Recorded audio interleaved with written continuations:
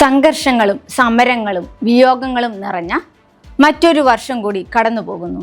കേരളത്തിൻ്റെ രാഷ്ട്രീയ ഭൂപടത്തിൽ വലിയ മാറ്റങ്ങൾ കുറിച്ച വിധി തീർപ്പുകൾ കൊണ്ട് ചരിത്രമായ 2025 ഒരു തിരിഞ്ഞുനോട്ടം.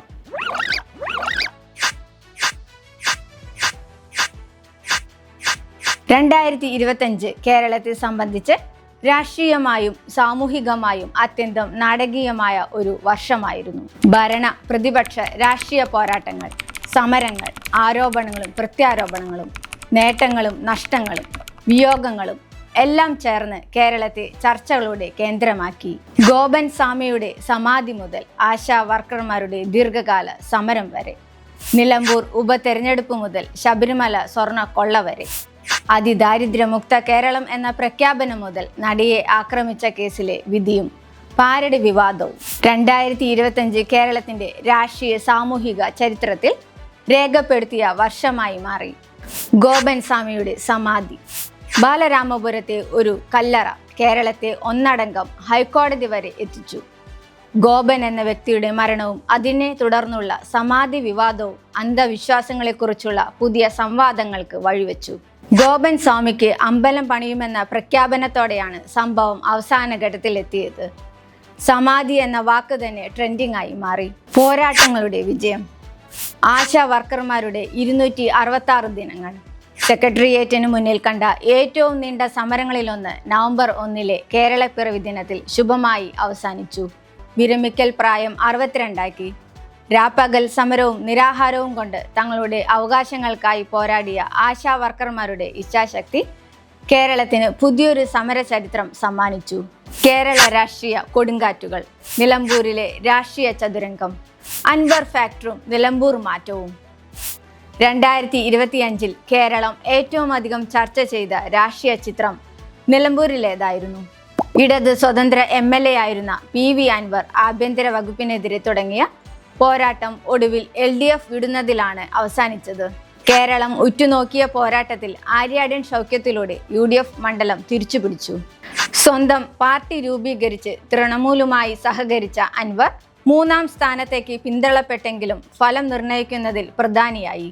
9 വർഷത്തിന് ശേഷം നിലമ്പൂർ UDF തിരിച്ചുപിടിച്ചു. കേരള കോൺഗ്രസിനെ പ്രതിസന്ധിയിലാക്കി യൂത്ത് കോൺഗ്രസ് നേതാവായിരുന്ന രാഹുൽ മാങ്കൂട്ടത്തിൽ 2025 ഏറ്റവും കൂടുതൽ വാർത്തകളിൽ നിറഞ്ഞ രാഷ്ട്രീയ നേതാവായി. രാഹുൽ മാങ്കൂട്ടത്തിൽ പാലക്കാട് ജയിച്ച് MLA ആയി കളം നിറഞ്ഞാടുകയും പിന്നീട് ലൈംഗിക പീഡനവും ഗർഭചിത്രവുമായി ബന്ധപ്പെട്ട ആരോപണങ്ങൾ പ്രതിച്ഛായ തകർത്തു. രാഹുലിൻ്റെ കരിയറിൽ കരിനിഴൽ വീഴ്ത്തി ഹൂ കെയേഴ്സ് എന്ന പ്രതികരണം വിമർശനങ്ങൾക്ക് വഴിതെളിച്ചു. ഒടുവിൽ പാർട്ടിക്ക് പുറത്തായ രാഹുൽ 2025 വലിയൊരു രാഷ്ട്രീയ ചർച്ചയായി ഒടുങ്ങി. കേരള വാർത്തകളിൽ കോടതികളും വിവാദങ്ങളും നിറഞ്ഞാടിയ വർഷം തന്നെയായിരുന്നു 2025. 8 വർഷത്തെ കാത്തിരിപ്പ്. നടി ആക്രമിക്കപ്പെട്ട കേസിൽ വിധി വന്നപ്പോൾ കേരളം 2ആയി വിഭജിക്കപ്പെട്ടു. മുഖ്യപ്രതി പൾസർ സുനി ഉൾപ്പെടെയുള്ളവർക്ക് ശിക്ഷ ലഭിച്ചപ്പോൾ നടൻ ദിലീപ് ഉൾപ്പെടെയുള്ളവർ കുറ്റവിമുക്തരായി. ഈ വിധി വലിയൊരു നിയമ പോരാട്ടത്തിന്റെ 2ാം ഘട്ടത്തിനാണ് തുടക്കമിട്ടിരിക്കുന്നത്.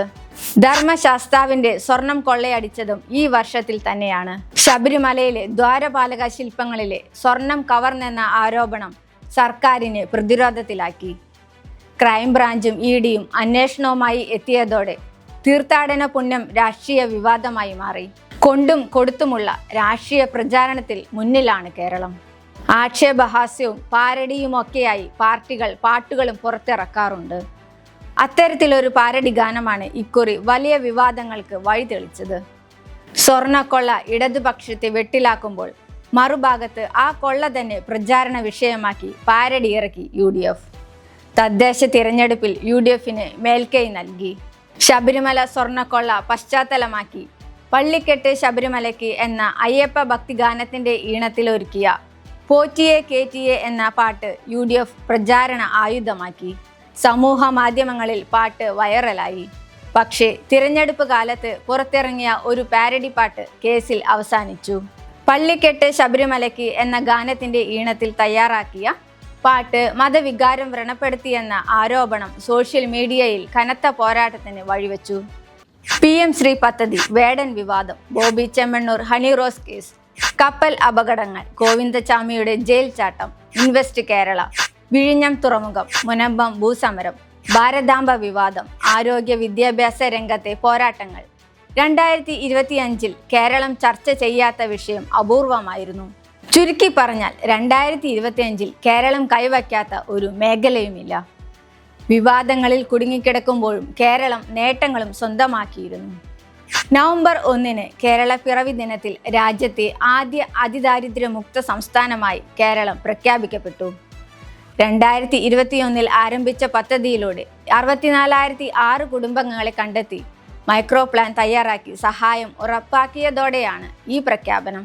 മെസ്സി കേരളത്തിലേക്ക് വരുമെന്ന വാർത്ത കായിക പ്രേമികളെ ആവേശത്തിലാക്കി. എന്നാൽ അവസാന നിമിഷം പ്രതീക്ഷ അസ്തമിച്ചു. ഡിസംബറിൽ മെസ്സിയും സംഘവും ഇന്ത്യയിലെത്തിയെങ്കിലും കേരളം പട്ടികയിൽ ഇടം നേടിയില്ല. വിയോഗങ്ങൾ സൃഷ്ടിച്ച് 2025 നൊമ്പരപ്പെടുത്തി. ഒരു യുഗത്തിന്റെ അന്ത്യം. വിപ്ലവ സൂര്യൻ VS അച്യുതാനന്ദന്റെ വിയോഗം കേരളീയ പൊതുസമൂഹത്തെ സങ്കടത്തിലാഴ്ത്തി. കേരളത്തിന്റെ രാഷ്ട്രീയ മനസാക്ഷിയായിരുന്ന VSന്റെ വിയോഗം ഒരു വലിയ വിടവ് അവശേഷിപ്പിച്ചു. കൂടാതെ സാംസ്കാരിക പ്രതിഭകളായ കലാഭവൻ നവാസ്, ശ്രീനിവാസൻ, P. ജയചന്ദ്രൻ എന്നിവരുടെ നഷ്ടവും കലാലോകത്തിന് വലിയ ആഘാതമായി. ചുരുക്കത്തിൽ പ്രതീക്ഷകളും പ്രതിഷേധങ്ങളും ഒരുപോലെ അലയടിച്ച വർഷമായിരുന്നു 2025. വരാനിരിക്കുന്ന നിയമസഭാ തെരഞ്ഞെടുപ്പിന്റെ ചൂടിലേക്ക് കേരളം കടക്കുമ്പോൾ ഈ വർഷം ഉന്നയിച്ച ചോദ്യങ്ങൾക്കും ഉണ്ടായ മാറ്റങ്ങൾക്കും വലിയ പ്രാധാന്യമുണ്ടാകും. 2025 അവസാനിക്കുമ്പോൾ കേരളം ഒരു തദ്ദേശ തെരഞ്ഞെടുപ്പിന്റെ ചൂടിലായിരുന്നു. UDFന് ലഭിച്ച മേൽക്കൈ 2026 നിയമസഭാ തെരഞ്ഞെടുപ്പിലേക്ക് വിരൽ ചൂണ്ടുന്നു. മാറ്റങ്ങൾ ഇനിയും വരാനിരിക്കുന്നു. 2025 നൽകിയ പാഠങ്ങളുമായി നമുക്ക് പുതിയ വർഷത്തിലേക്ക് കടക്കാം.